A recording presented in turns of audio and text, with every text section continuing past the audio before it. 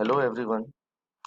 Today we will start our first chapter of subject computer application.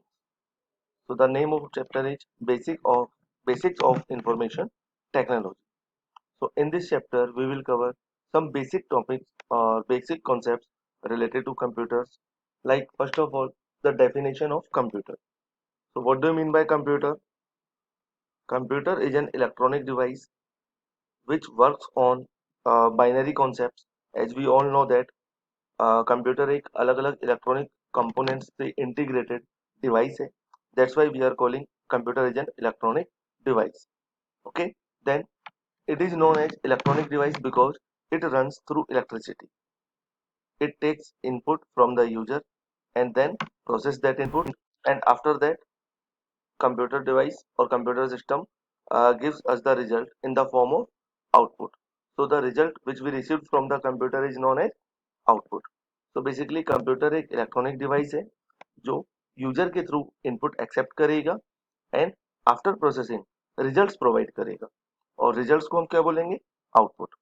This is the basic structure of computer system: input, process and output. So input is a method by which we are providing the data to computer. Process is a part of processing, or process is a method by which computer process the data. And then output is a method by which user can receive the results. So by which device we are providing the data is known as input device. By which device computer is processing the data is known as CPU, central processing unit. And then by which device we are receiving the result, known as output device. So we all know that input devices, output devices, and CPU processors are the main components of computers. So these devices are essential to run computer system smoothly. So first one is input device. So input device, the computer takes input through these devices like keyboard, mouse, joystick, microphone, camera, etc. Processing: CPU, central processing unit. So it is a processing device. Okay, microprocessor fixed inside it which process data inputted by users using input devices. So input device के through user जो भी data computer को provide करेगा, so processing device उस data को process करेंगी and results provide करेंगी. तो प्रोसेसिंग के लिए हम एक माइक्रो प्रोसेसर यूज करते हैं जो सेंट्रल प्रोसेसिंग यूनिट सीपीयू है. सीपीयू बेसिकली एक प्रोसेसर है, स्मॉल चिप, ठीक है, जो यूजर के डेटा को प्रोसेस करेंगे, इंस्ट्रक्शंस को एग्जीक्यूट करेंगी एंड देन रिजल्ट्स प्रोवाइड करेंगे. The next main component of computer system is memory. So it is a device that store data or information in the computer's memory. Okay, तो computer में basically एक memory है जो data storage के लिए काम आती है. यूजर किसी भी टाइप का डेटा जब इनपुट करेगा तो वो डेटा मेमोरी में स्टोर होगा, और आफ्टर प्रोसेसिंग रिजल्ट भी मेमोरी में स्टोर होगा. So in memory we can store our data temporarily and permanently.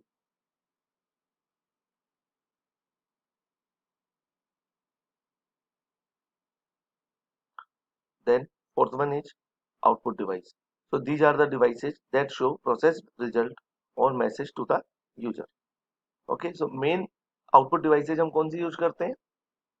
Monitor and printer. So monitor एक डिस्प्ले फॉर्म में आउटपुट प्रोवाइड करेगा, एंड प्रिंटर अगर आपको पेपर पे वो आउटपुट रिक्वायर्ड है like in the form of print outs, then printer device आप use करेंगे. तो जनरली आउटपुट डिवाइसेज के लिए मॉनिटर एंड प्रिंटर यूज होते हैं.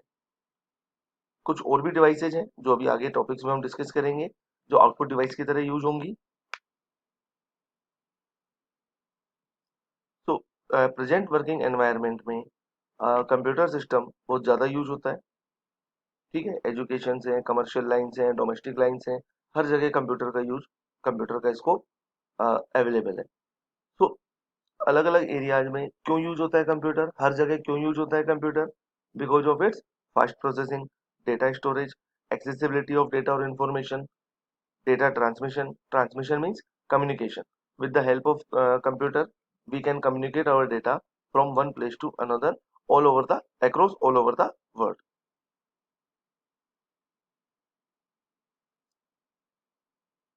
So mainly computer system components are memory, ALU, control unit, hardware and software. तो अभी मैंने आपको क्या बताया? Input, process, output and memory. These are the major devices. Then now the topic is elements of computer system. So memory, ALU, control unit. Basically ALU or control unit. These are the parts of CPU, central processing unit. Okay. Then hardware and software. So first one is memory. So memory एक storage medium है computer system के लिए, like storage device which can store data और information. ठीक है. सो memory को basically दो part में कैटेगराइज किया है, primary and secondary. So primary memory क्या है? द मेन मेमोरी और temporary memory of the computer. So primary memory is volatile. Volatile means changeable. Changeable means it can change its state, like power goes data goes. So primary memory में data आपका temporary store होता है. In case power cut होता है या computer बंद हो जाता है, देन आपका डेटा भी उस मेमोरी से रिमूव हो जाएगा. क्लियर? तो प्राइमरी मेमोरी में डेटा एक टेम्परेरी टाइम पीरियड के लिए स्टोर होता है, और जो भी प्रोग्राम और इंस्ट्रक्शंस एग्जीक्यूट होती हैं वो प्राइमरी मेमोरी में एग्जीक्यूट होती है. तो प्राइमरी मेमोरी को फर्दर दो पार्ट में डिवाइड किया है, RAM and ROM. RAM means random access memory and ROM means read only memory.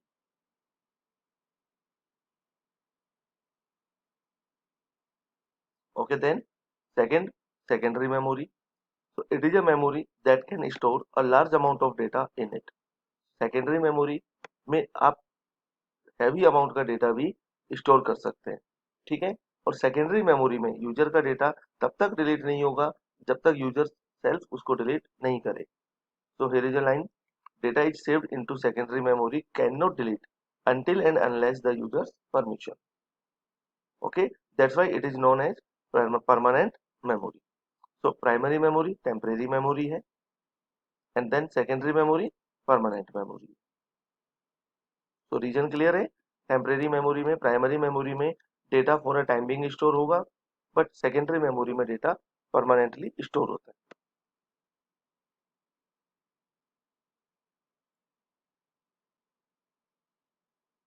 Now the second element of computer system is ALU, arithmetical and logical unit. So it is basically a part of CPU, central processing unit. एक complete processor है, but वो processor ALU, memory unit MU and control unit CU इन तीन component से मिलकर बना है. ठीक है. तो ALU arithmetical logical unit.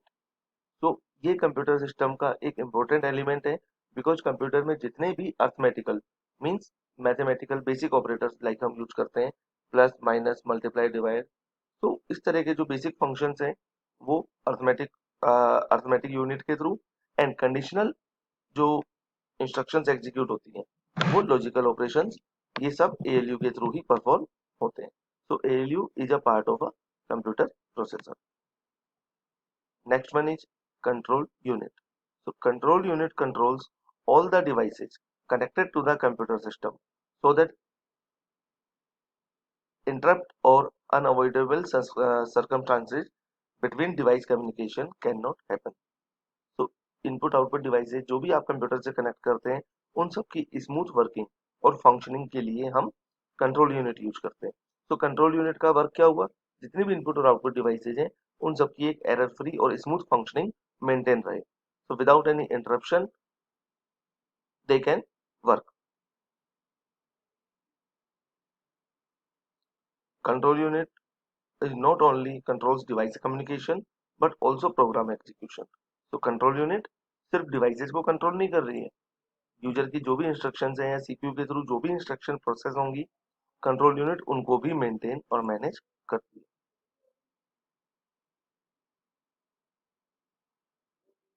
Next one is hardware and software.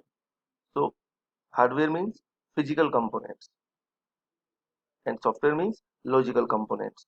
So hardware is the tangible means physical. Hardware is the physical components of the computer system which can be used to give input, store data and showing the result. So here are some examples of hardware like mouse, keyboard, monitor, printer, processor, motherboard, cables, etc. So basically hardwares are the physical components, means sorry, which we can see or which we can touch. Software is a set of programs, okay, which is responsible to perform some specific task. Software को user देख नहीं सकता, लेकिन software को user realise कर सकता है, validate कर सकता है bye their functions, okay. And जितने भी सॉफ्टवेयर हम यूज करते हैं वो सब सॉफ्टवेयर हार्डवेयर को रन करने के लिए रेस्पॉन्सिबल होते हैं।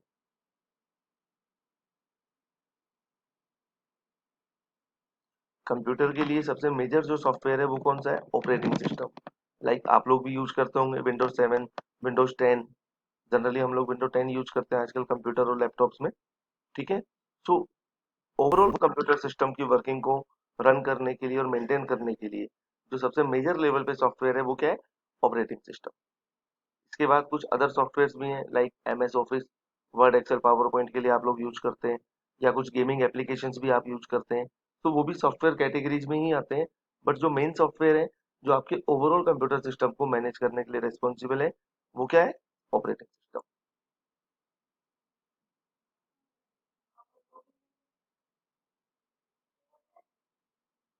Okay.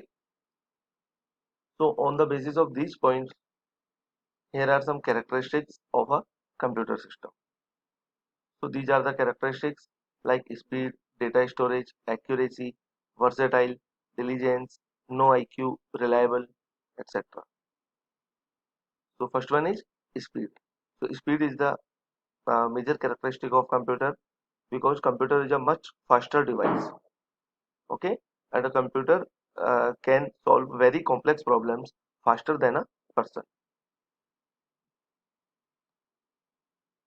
Second, data storage. As we have already discussed that in computer system we can store a large amount of data for a long time period. So this is the characteristic of computer, like we can store any amount of data in computer memory.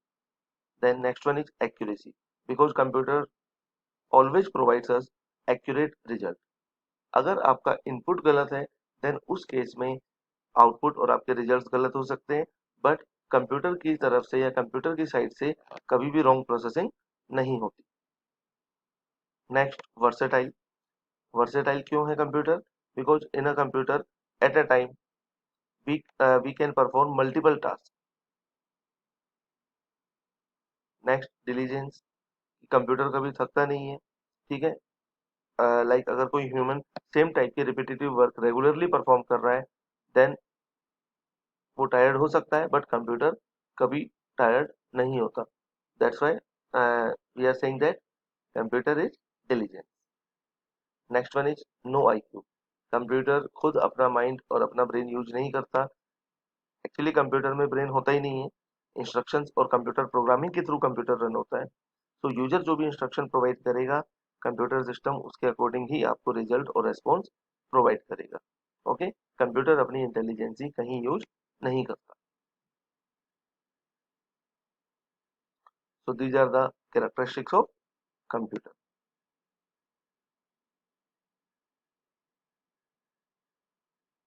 Now the next segment of this chapter is memory.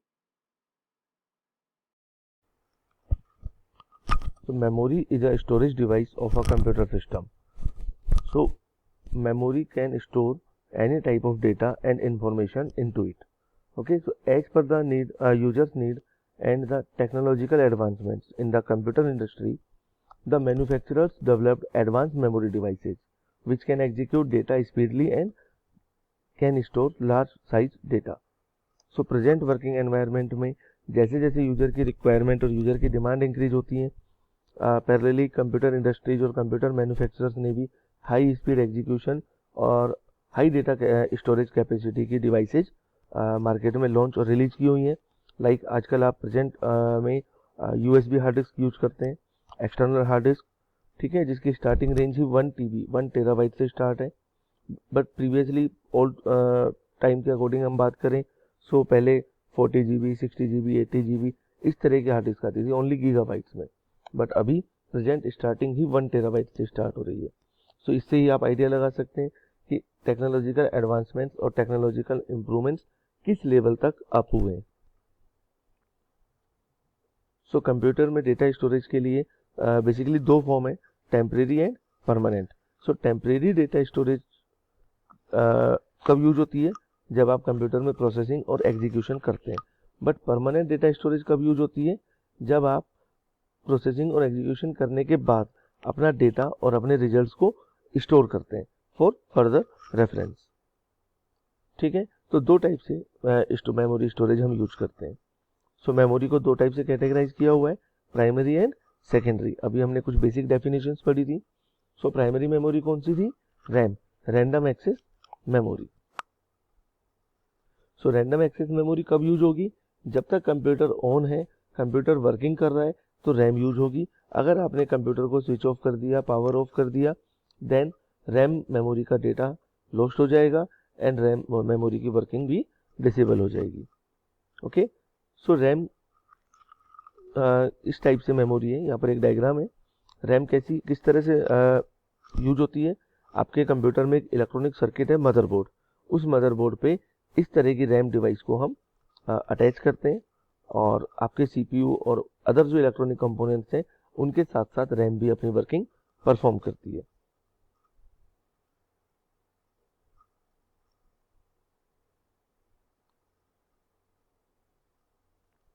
RAM के दो type हैं, static RAM and dynamic RAM, S RAM and D RAM. So S RAM static RAM क्या है, एक semiconductor memory है जिसमें working को maintain करने के लिए कुछ ट्रांजिस्टर्स यूज होते हैं, लाइक ब्लैक कलर की जो चिप्स यहाँ पर विजिबल है इस डायग्राम में। तो इस तरह के ट्रांजिस्टर्स यूज होते हैं जो ईच एंड एवरी बिट को स्टोर करने के लिए काम करते हैं। रैम के अंदर या रैम के साथ हम कैश मेमोरी भी यूज करते हैं जो आपके इंस्ट्रक्शंस को हाई स्पीड पर एग्जीक्यूट करती है। रैम अदर जो रैम के टाइप्स हैं, S RAM, static RAM, other normal RAM के टाइप्स के कंपैरिजन में एडवांस है और फास्ट है, और पावर कंजप्शन रैम का स्टैटिक रैम का ज़्यादा है। ठीक है, then D RAM, dynamic RAM. So dynamic RAM में instead of transistors we are using capacitors with some ICs. ICs mean black और स्मॉल चिप, ठीक है, जो डेटा को स्टोर करने के लिए काम आती है।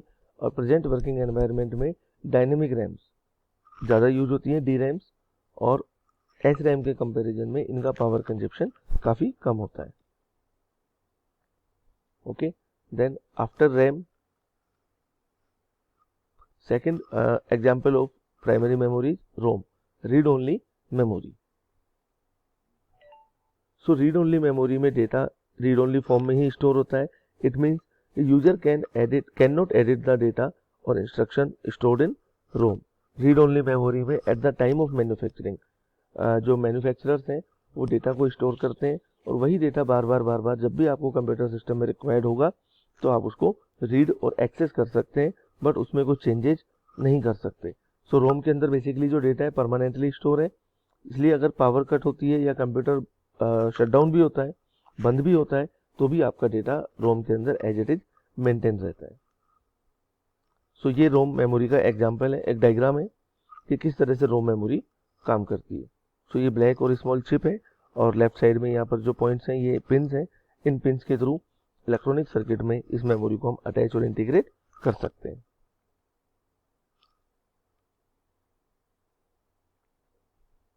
सो रोम की भी कुछ फर्दर कैटेगराइजेशन है।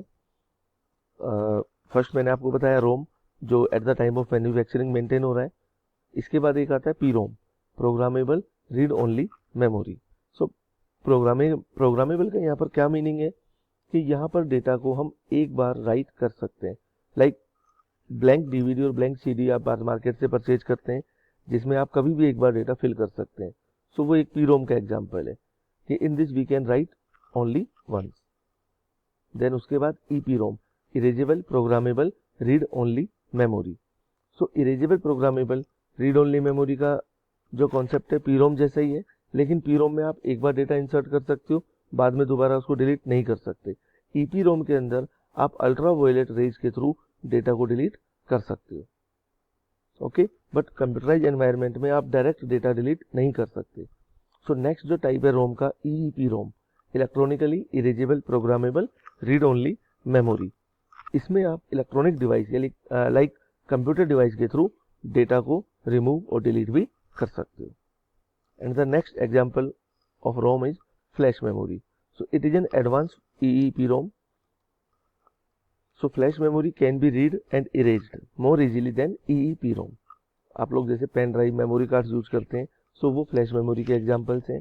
मार्केट से आप एक ब्लैंक CD और DVD परचेज करते हैं, वो PROM का एग्जांपल है। अगर आप मार्केट से कोई रीराइटेबल डिस्क परचेज करते हैं, ठीक है, तो वो EEPROM का एग्जांपल है, जिसको आप अपने कंप्यूटर सिस्टम के थ्रू डिलीट और इरेज भी कर सकते हो। Then the next category of main computer memory is secondary memory. So secondary memory is like a auxiliary memory, means this type of memory we can connect externally with our computer. So like hard disk, USB hard disk या other कोई pen drives हैं, वो सब secondary memory के examples हैं जो permanent memory की तरह काम करते हैं, ठीक है। और सबसे पॉपुलर सेकेंडरी मेमोरी का एग्जांपल है वो है हार्ड डिस्क। इंटरनल और एक्सटर्नल दोनों टाइप की हार्ड डिस्क अवेलेबल है, तो वो हमारी रिक्वायरमेंट पे डिपेंड करता है कि हम कौन सी यूज़ कर रहे हैं। इनिशियली कंप्यूटर में हम इंटरनल हार्ड डिस्क यूज़ करते ही हैं, but for large data storage we can use some external hard disk और external storage media also, okay. And here are some other examples also for secondary memory, which we will discuss in next video. Till then, please revise this computer basic introduction, and we will discuss some further topics in the next video. Thank you.